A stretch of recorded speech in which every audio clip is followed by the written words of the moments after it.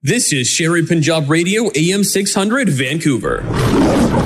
Hi, Chief. We would like to know what update can you share with us about the hiring process? We know that you hired 3 inspectors and some other officers. What is the update on hiring process now? Well, we are moving ahead.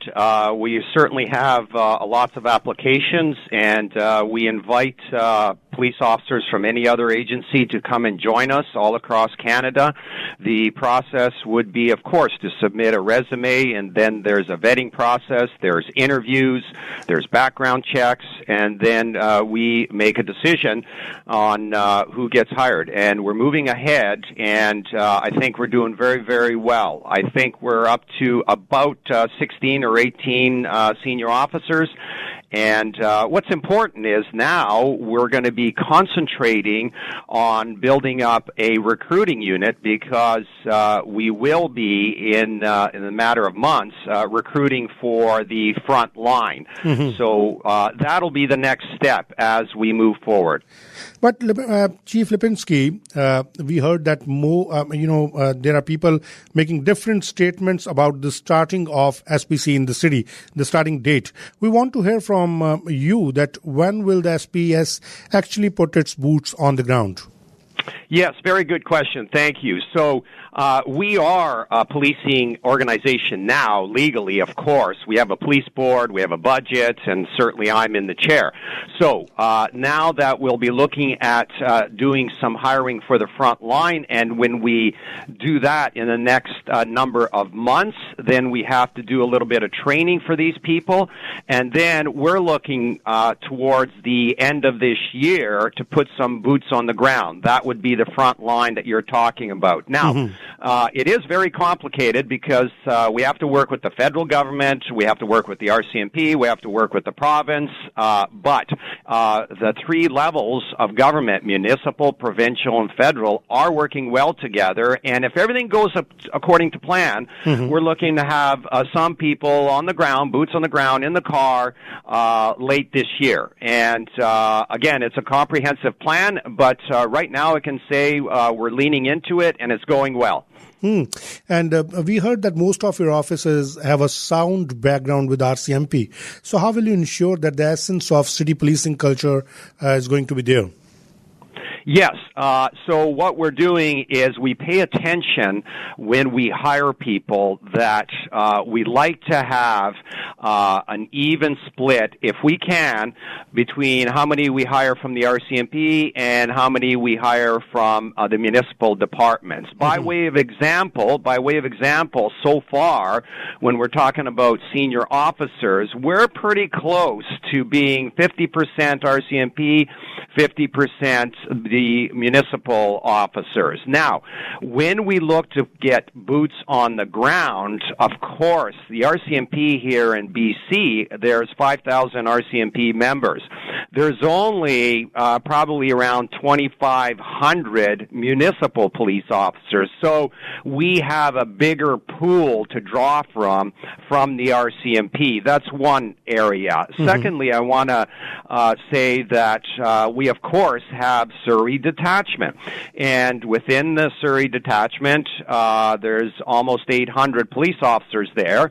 And some may want to stay in Surrey and police Surrey. And, of course, they may want to come over and join the Surrey Police Service. So that makes sense because when you're talking about municipal departments, perhaps there's some that are from Vancouver or New West or Delta. They may live in Surrey and may want to work here, but it's still not the same numbers as the RCMP has, so we have a bigger pool to draw on there. So we are talking about the traditional policing now. Let's talk about the community policing. What is Surrey Police or Surrey Police Service can do to implement community policing from the start? What initiatives you're going to take from the starting? Yes, so the first thing that we're going to do, and that'll happen this summer, and I'll certainly be talking to the media about this, but the first step will be community consultation.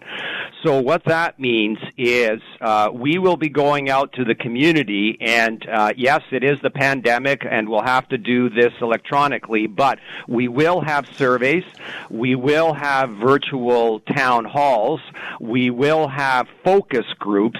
We want to hear from the community what kind of policing they would like to see. Now, various communities have various needs, and I think everybody can appreciate that. So there may be a little bit of a different community policing model in one area of Surrey as opposed to some other areas. And what I mean by that is in certain areas where there's high density, I'm looking to have people on the ground, meaning on foot or on bicycles, so that they can engage with the people, so they can talk to the businesses, so we can work with the vulnerable sector that help them get a better life, work with other stakeholders, work with health, work with education. So all these things we're planning right now, but the first step is to hear from the community, because the essence of community policing is what does the community want? Absolutely. You're absolutely right on this point that what community wants, you want to, cater them that. But on the other hand, we have seen, a rise in violent crime in Surrey in recent days. So what is going to be your strategy to curb, this menace right now going in city of Surrey? Yes, one of the areas that I'm watching right now is the issue with gangs. And there is a whole strategy that we can employ there. There's a lot of discussion that we need to still have, but we will have a plan. And my personal view is, of course, we need to focus on prevention and education. First and foremost, we need to really work on our young people to realize that that is not a good lifestyle. That is not good life choices. And so there's a lot of good work being done out there now, and but we'd like to have another look at it and maybe refine it. Then we need to look at holding people accountable. This is the people that are in organized crime. And again, there is good work going on there. We'll have another look at it, but we need to have good enforcement, good policing, and holding those people accountable through the courts. So it's sort of a two-step process: prevention and education, and then enforcement. And we know that with the drug situation now, the overdose situation, we as a community have to come together and work towards bringing this down, because it's a lot of the youth get swept up into it, and it becomes a lifestyle, and that is very concerning to me. How will you ensure that there is no political pressure on the city police chief? Yes. Here is why, when we're talking about municipal police departments, all municipal police departments across Canada report to a police board. And we, of course, have the board, and it is appointed by the province, and it is designed to be arm's length away from city council. So that means the board controls policy, the board controls the finances, and the board controls the strategic direction of policing in the city.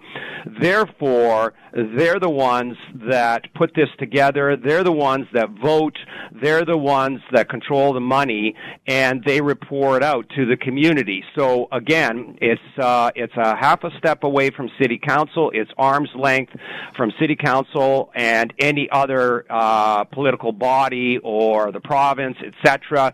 So it works in Canada. That is a very good model to take part in. Chief Lipinksi, my last question to you, that we have seen so many news and many voices raised about your salary. Is it really surprising that you are getting this much?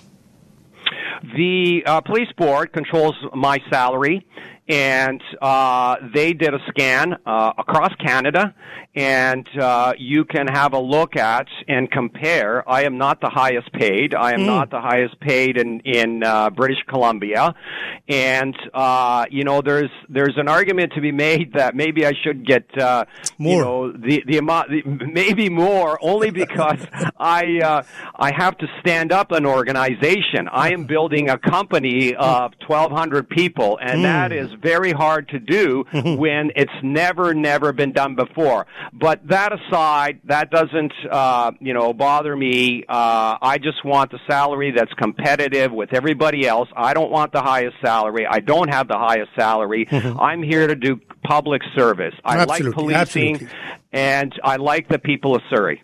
And what message would you like to deliver to people of British Columbia, and especially to the city of Surrey? I think the future is bright for Surrey. The city is growing. Every month there's new citizens coming in. The Surrey Police Service is being built. We're moving forward. We're progressive. And we are going to work through this transition in as seamless fashion as possible. And we will ensure that there's public safety for the citizens of Surrey. Thank you so much, Chief Lipinski. It was always nice to talk to you, and we will definitely be in touch with you once again. Thank you so much for your time.